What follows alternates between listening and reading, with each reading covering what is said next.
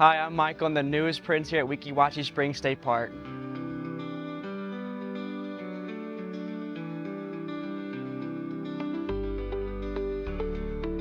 I was born in Fort Walton Beach up in the Panhandle. I grew up a military child. My dad was in the Air Force, so we moved to Italy when I was in early elementary school, moved to Texas, graduated there, and then I moved back here for college.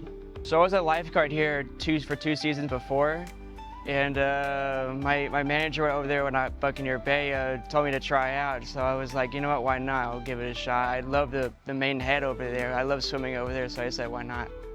So swimming my first show was, for me, pretty nerve-wracking, you know. It's always the dance that gets me nerve-wracking. But when I'm in the water, just like when I can't see anybody, I just see the water and the people I'm swimming with, that's not as nerve-wracking, but going out on the stage, that part's definitely a little crazy for me, but it's gotten easier. So when I'm not being a Weeki Wachee prince, I'm surfing, spearfishing, or freediving, or all of the above, one of them.